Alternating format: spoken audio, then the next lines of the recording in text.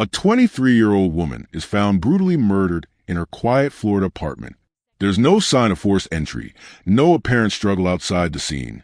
Just one victim, multiple stab wounds, and a timeline that doesn't make sense. Within weeks, a woman over 1,000 miles away is arrested, accused of carrying out a calculated killing. But this isn't a typical crime of opportunity. This is a case defined by surveillance, planning, and silence. The accused killer? A woman with no public record of violence. The connection between her and the victim? Still unclear. The motive? Not confirmed by authorities, but whispers of obsession, control, and toxic rivalry are everywhere.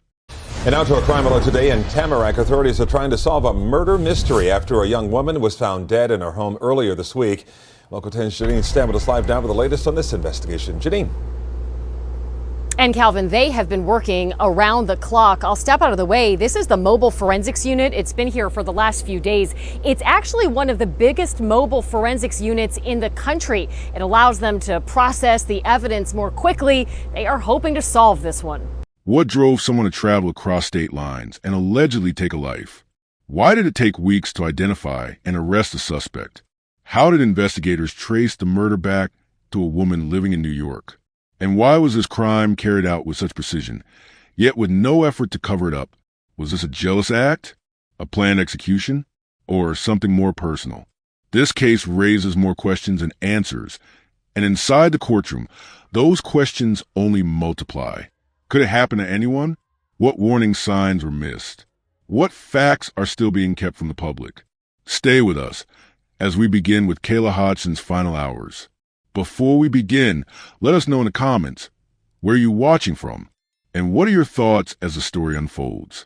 Welcome to True Crime Tales, where we reveal the crimes that shock communities and the secrets hidden behind closed doors. Hit subscribe and turn on notifications. You won't want to miss what's coming next. Now, let's begin. Kayla Hodgson was a 23-year-old woman residing in Tamarack, Florida, at the time of her death. She was of African-American descent. According to sources familiar with the case, her upbringing has been described as stable, with connections to both South Florida and other parts of the state throughout her life. She maintained regular contact with her immediate family, which included her mother, father, and at least one sibling. The nature of her relationship with family members appeared consistent and communicative based on social media interactions and digital records later reviewed by investigators. Hodgson's most recent residence was an apartment on Northwest 93rd Avenue and 57th Street in Tamarack. Prior to living there, she reportedly resided in other parts of Broward County, but no prior history of relocation outside of Florida was confirmed in the public record. At the time of her death, Kayla Hodgson was employed as a bartender. She reportedly worked evening and weekend shifts, though her exact place of employment has not been disclosed by officials. Based on witness interviews and employment records, she maintained a stable work schedule and had no disciplinary or performance issues. Her education background has not been fully documented in available legal records or media reports. There are no confirmed college enrollments or certifications publicly tied to her name, though this does not rule out some level of post-secondary education or vocational training. Kayla followed a predictable daily routine involving shifts at her job, grocery shopping, fitness activities, and personal downtime. Her movements were largely confined to Broward County, and she did not have a documented history of extensive travel in the months preceding the crime. Friends described Kayla Hodgson as a well-liked individual, generally considered friendly, reserved, and observant. She did not appear to seek conflict or maintain a high-profile presence in local social circles. There were no immediate reports of public disputes or confrontations with individuals in her friend group or workplace. She had previously been involved in at least one romantic relationship, though no restraining orders or public altercations were associated with her exes. According to friends interviewed during the investigation, Kayla did not disclose any concerns about specific individuals harassing or following her. There were no active police reports filed by her regarding stalking or threats prior to her death. Kayla maintained several social media profiles, including on Instagram and Facebook. Her content typically featured lifestyle posts, photos with friends, and day-to-day personal updates. There was no indication from her online presence that she was engaged in public disputes online arguments, or personal feuds in the weeks leading up to her death. In the days before July 13th, her activity remained routine. Posts included casual updates and messages with friends. Investigators reviewed her direct messages and post history and found no flagged harassment or threatening messages publicly visible. There were also no recent reports of anonymous accounts targeting her online. Despite the presence of a suspect later alleged to have stalked her using a GPS tracker, there were no confirmed indications that Kayla was aware of being followed or watched through digital means. In the days preceding her death, Kayla followed a relatively typical schedule. On July 10th and 11th, she was seen by neighbors leaving her apartment in casual clothing, possibly for errands or work. There are surveillance images of her entering a nearby grocery store on July 11th and again returning home shortly after. On July 12th, records indicate that Kayla communicated via text with at least 2 friends and placed a phone call in the late evening, reportedly lasting under 10 minutes. There was no indication of distress or concern during those exchanges. On July 13th, the day of her death, there is no record of her leaving the apartment. Surveillance footage reviewed by law enforcement later showed a female entering the complex that morning, wearing dark clothing and a cap, consistent with later descriptions of the suspect. There are no confirmed reports that Kayla reached out to anyone expressing fear or suspicion of being watched or followed. Her last social media posts were casual and routine, with no apparent shift in tone or urgency.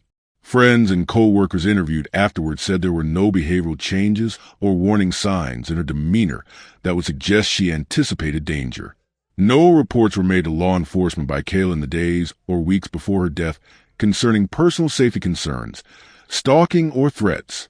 Kayla Hodgson was found dead on July 13th, 2022, around 3 p.m. inside her apartment in Tamarack. Her body was discovered by law enforcement after a wellness check was requested. The person requesting the check has not been publicly identified, but sources indicate it followed concern from someone who had not heard from her for several hours, which was unusual. Family identifying her as 23-year-old Kayla Hodgson. The Broward Sheriff's Office releasing only few details about what happened. That someone found this young woman unresponsive Wednesday afternoon, and deputies and paramedics declaring her dead when they arrived. The initial reports about what happened to her are tough to hear. The caller says that there's a gash on the patient's neck. It looks like someone slashed her neck. But when Hodgson was in harm's way is still under investigation. Neighbors on her floor tell us they did not hear any recent commotion. When I came in, I saw that the tape was on the door, and that's all I know. Did you ever see anybody unusual come in or out of there? No. There are still a lot of questions about this one, and deputies are asking for your help. If you know anything, call BSO or Crime Stoppers at 954-493-TIPS. We're in Tamarack. I'm Janine Stanwood, Local 10 News. Okay, hopefully they get some leads. Thanks. Emergency medical personnel responded to the scene along with the Broward Sheriff's Office. Kayla was pronounced dead at the scene. The autopsy and crime scene report revealed multiple stab wounds to the upper body, including the neck and torso. The pattern of injury suggested a targeted attack rather than random or accidental violence. There were no indications of sexual assault based on forensic evaluation. The weapon used was not recovered at the scene. Investigators believe it may have been taken by the suspect upon exiting the premises. The number of wounds and the intensity of the injuries pointed toward an act committed with significant force. There were signs of a struggle in the living room and hallway area. However, there were no indications of forced entry. This has led authorities to believe the door may have been unlocked or the assailant was let in willingly. There was no indication of robbery. Valuables such as a phone, wallet, and other electronics remained in the apartment untouched. Nothing appeared to have been taken, supporting the theory that the motive was personal, not financial. DNA samples, fingerprints, and other forensic evidence were collected at the scene. Blood spatter and hair samples were also retrieved. Law enforcement has not released a full forensic report to the public, but the evidence was strong enough to support a first-degree murder charge against the primary suspect. The apartment was partially disturbed, consistent with a struggle during the attack. Several items were displaced, but not ransacked. There were no messages left behind or signs of vandalism. Entry and exit routes were reviewed using building surveillance footage. The front door did not show signs of forced entry, reinforcing the likelihood that the suspect gained access either through an unlocked door or by exploiting Kayla's lack of suspicion. Sakina Thompson was 28 years old at the time of her arrest in connection with the murder of Kayla Hodgson. She resided in Springfield Gardens, a neighborhood in Queens, New York. Publicly available information indicates she may be of Jamaican origin, although her exact immigration or residency status has not been confirmed in court filings or press releases. At the time of her arrest, she had no known permanent employment publicly reported. There are no official records or confirmed public sources detailing Sakina Thompson's educational background. Her job history remains unclear. No workplace was listed at the time of her booking, and there is no indication that she held a steady or long-term position. Her financial status is also not publicly documented. No GoFundMe campaigns or statements from family members have suggested she was in financial distress or employed in any notable field. There is no confirmed diagnosis or mention of mental illness from law enforcement, court records, or media outlets. According to news reports and legal documents reviewed, Sakina Thompson did not have any publicly known criminal history prior to this case. She was not flagged as a repeat offender, nor was there any known warrant, restraining order, or protective injunction issued against her prior to July 2022. She was not on law enforcement's radar before the investigation into Kayla Hodgson's death. The relationship between Sakina Thompson and Kayla Hodgson has not been fully detailed by prosecutors. However, multiple outlets reported that the murder may have stemmed from a romantic conflict involving a third party, presumably a man known to both women. It is still unclear whether Kayla and Sakina were ever in direct communication before the murder. No documented online interactions, threats, or arguments have been confirmed through public court records, though investigators reportedly examined their digital histories.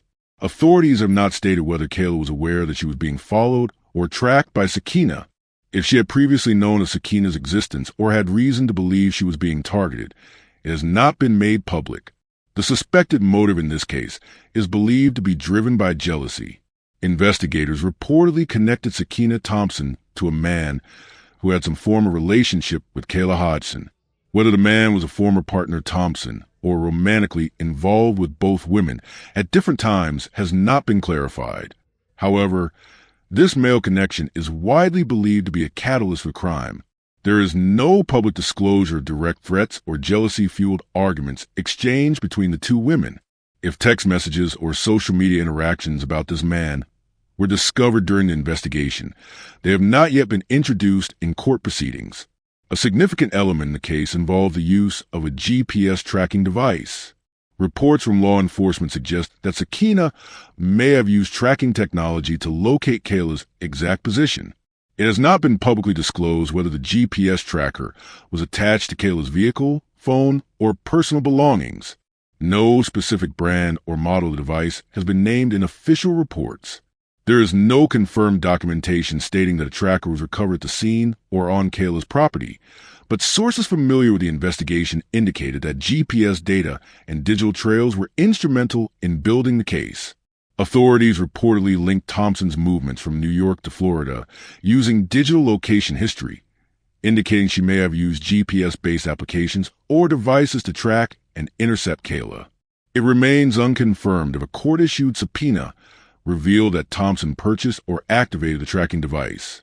Alongside GPS data, digital records played a crucial role. Investigators reportedly reviewed Thompson's search history, including potential inquiries into Kayla's address, travel routes, and weapons. While exact search terms have not been published, law enforcement confirmed that Thompson planned her movements carefully. Her phone and online activity were used to build a digital timeline.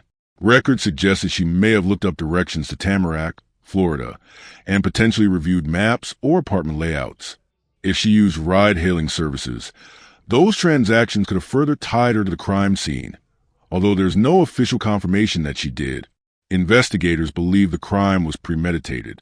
Thompson traveled over 1,000 miles from Queens, New York, to Tamarack, Florida.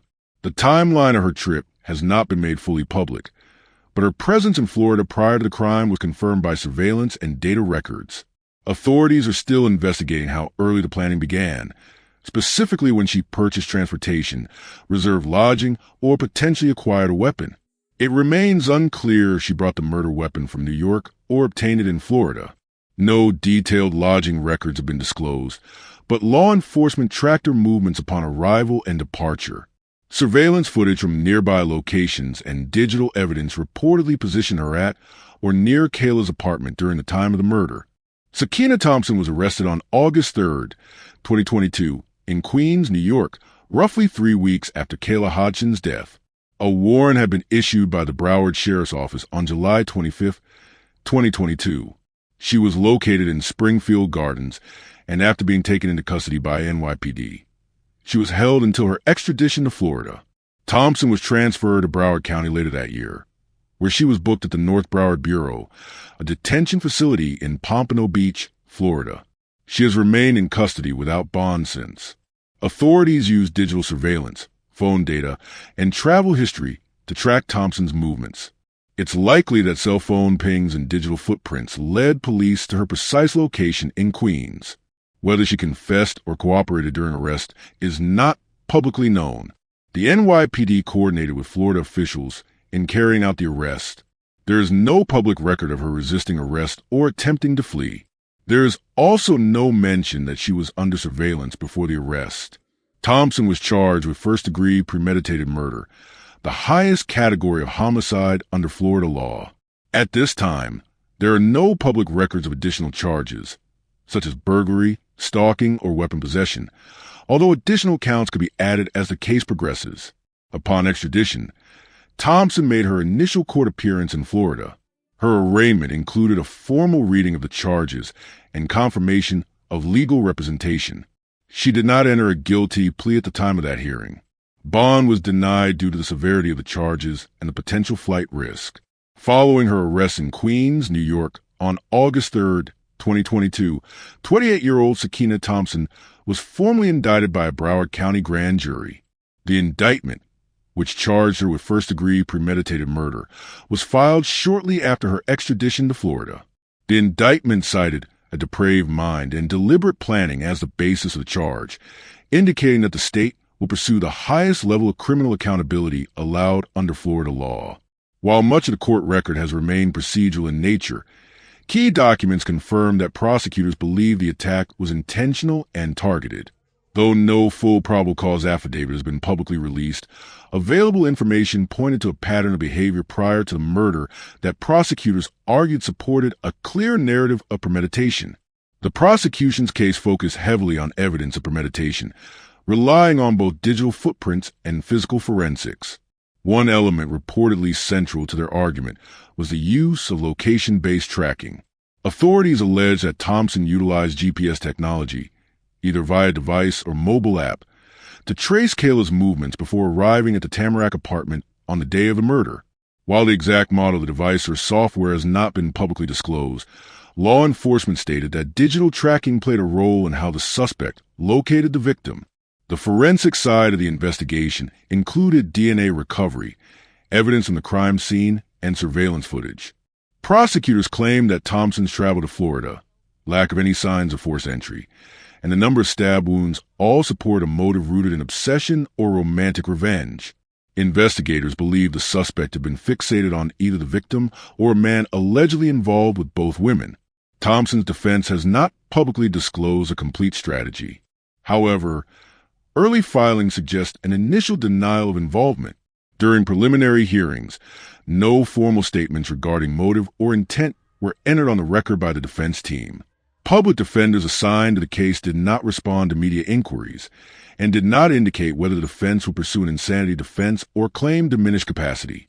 There have been no confirmed reports of a plea deal offer, and court filings as of the latest updates show the case proceeding toward trial with standard motions.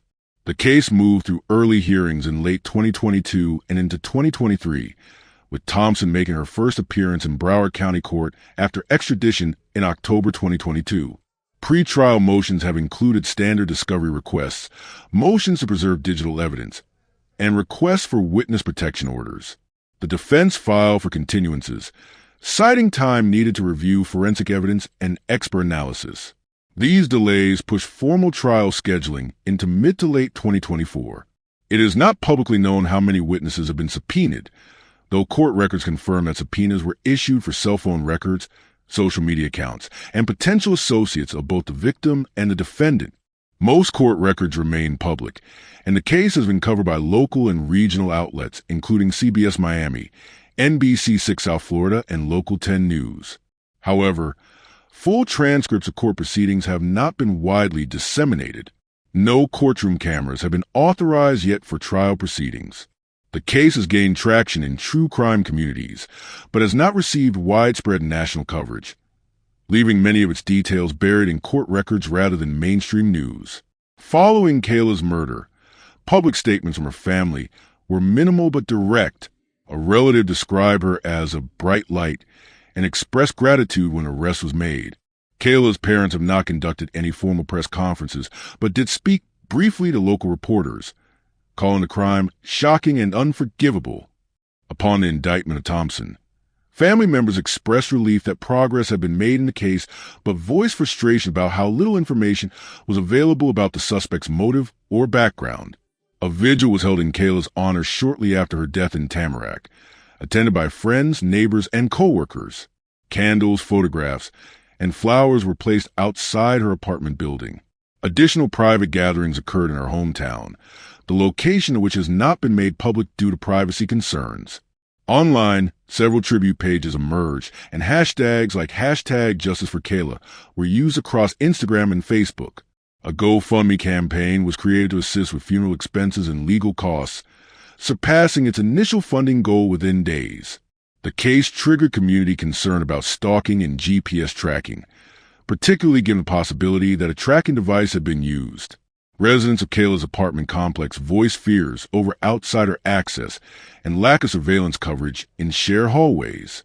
There was also discussion in local forums and online spaces about the rarity and severity of female-perpetrated violent crimes, particularly those involving travel across state lines and first-degree murder. The arrest of a woman in a calculated killing surprised many, prompting conversations about how jealousy, control, and digital surveillance can manifest in anyone, regardless of gender. No other victims were harmed, and no secondary targets have been identified.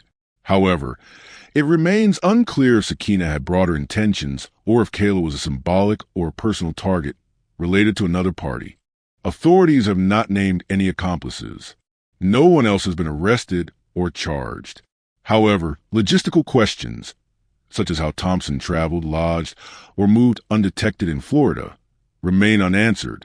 These gaps have led to speculation about possible off-the-record assistance.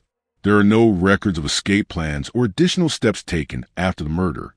Thompson was back in New York within weeks, where she was arrested without incident. Investigators have not revealed whether she attempted to cover her tracks. As of the most recent filings, prosecutors have not publicly presented a motive beyond circumstantial context, a suspected romantic rivalry or obsession. No confession, diary, or statement from Thompson has been entered into evidence confirming motive. There are no public records confirming whether Thompson acted alone or was assisted. Investigators have not disclosed whether she paid for travel herself, nor have they discussed financial surveillance findings. There is no evidence that law enforcement had prior contact with Thompson regarding Kayla or any threat reports before the crime. The attack appears to have occurred without prior complaints filed by Kayla, without public reports or warnings before the murder. It is unclear whether any delays occurred. No police reports indicate missed intervention opportunities. This case raises broader policy questions. If a GPS tracker was involved, there is growing debate over how these devices are monitored and whether manufacturers should build anti-stalking safeguards, such as proximity alerts, licensing, or serial tracking. The murder of 23-year-old Kayla Hodgson in Tamarack, Florida, revealed more than a personal dispute turned deadly. It exposed key vulnerabilities in public safety, digital privacy, and law enforcement jurisdiction. The arrest of 28-year-old Sakina Thompson, who allegedly traveled from Queens, New York, to Florida to carry out the killing, has raised significant concerns about the misuse of consumer technology, gaps in state-to-state policing, and a rarely discussed category of female-perpetrated crimes motivated by jealousy.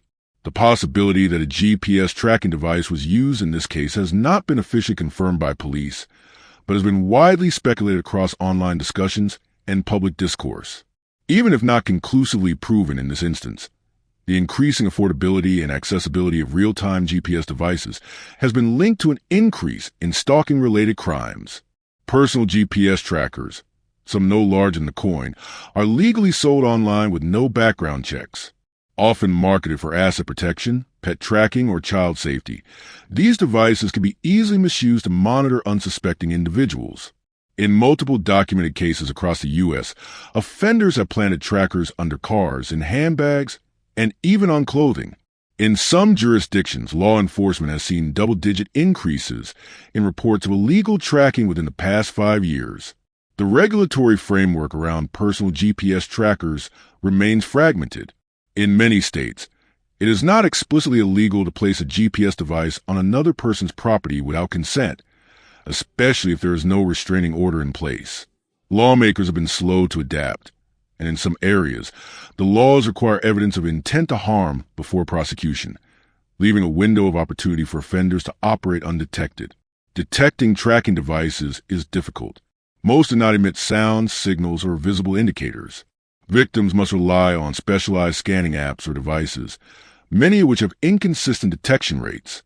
Without training or suspicion, many people are unaware they are being monitored until it is too late. In the Kayla Hodgson case, if a tracker was used, it raises the question of whether she ever knew someone was watching her movements in real time.